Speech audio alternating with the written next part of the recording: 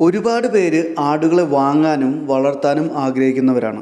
അതിലൊരാൾ തന്നെയാണ് ഞാനും. എന്നാൽ ഒരു ആടിനെ വളർത്താൻ തീരുമാനിച്ചാൽ ആദ്യം നമ്മൾ ചിന്തിക്കേണ്ട ഒരു കാര്യമുണ്ട്. എവിടെ നിന്ന് ആടിനെ വാങ്ങണം, ഏത് തരത്തിലുള്ള ആടിനെ വാങ്ങണം. പലരും പറയും ആ ബ്രീഡ് നല്ലതാണ്, ഈ ബ്രീഡ് നല്ലതാണ് എന്നൊക്കെ.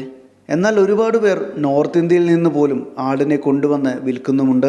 അതും ഇത്തരത്തിലുള്ള ആടുകൾ കണ്ടാൽ വളരെ ഏറ്റവും പെട്ടെന്ന് ഇഷ്ടം തോന്നുന്ന നല്ല യമണ്ടൻ ആടുകളായിരിക്കും. എന്നാൽ ഇത്തരത്തിൽ വരുന്ന വരവാടുകളെ വളർത്താൻ നമുക്ക് അനുയോജ്യമല്ല എന്നതാണ് സത്യം. വളർത്തി ബ്രീഡ് ചെയ്യിപ്പിക്കാനാണെങ്കിൽ നമ്മുടെ നാട്ടിൻപുറങ്ങളിൽ നിന്ന് കിട്ടുന്ന ആടുകളാണ് വളരെ നല്ലത്. ഇതൊരു പ്രത്യേക ബ്രീഡിനെ കുറിച്ച് പറയുന്നതല്ല.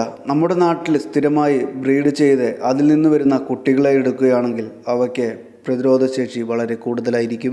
വരവാടുകളെ വളർത്തുന്നവർക്ക് പറ്റുന്ന പ്രധാന പ്രശ്നങ്ങൾ ഞാൻ പറഞ്ഞു തരാം. ഈ ആടുകൾക്ക് ഭക്ഷണം വളരെ മാറ്റമുണ്ടാകും. മുന്നേ കഴിച്ചിരുന്ന ഭക്ഷണവും നമ്മളിവിടെ കൊടുക്കുന്ന ഭക്ഷണവും തമ്മിൽ വളരെ മാറ്റമുണ്ടായതുകൊണ്ട് തന്നെ ആട് ഭക്ഷണമെടുക്കാൻ കൂട്ടാക്കുകയില്ല. മറ്റൊന്ന് കാലാവസ്ഥ മാറ്റം തന്നെയാണ്. നിങ്ങൾക്കറിയാം, മറ്റു മൃഗങ്ങളെ പോലെയല്ല ആടുകൾ. രോഗം വന്നാൽ വളരെ പെട്ടെന്ന് തന്നെ മരിക്കും. അതുകൊണ്ട് തന്നെ കാലാവസ്ഥ മാറ്റം പോലും ആടുകൾക്ക് വലിയ രോഗങ്ങൾ ഉണ്ടാക്കാം.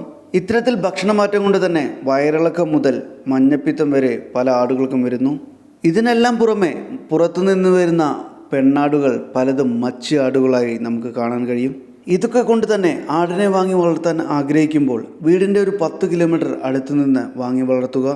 അത് ആടുകളെ വളർത്തുന്ന വീടുകളിൽ നിന്നാവാം, ഇനി അതല്ലെങ്കിൽ കുഞ്ഞുങ്ങളെ വളർത്തി വലുതാക്കി വിൽക്കുന്ന ഫാമുകളിൽ നിന്നാകാം. വീണ്ടും ഇതുപോലുള്ള പുതിയ വീഡിയോ ലഭിക്കാൻ വേണ്ടി ചാനൽ സബ്സ്ക്രൈബ് ചെയ്തോളൂ.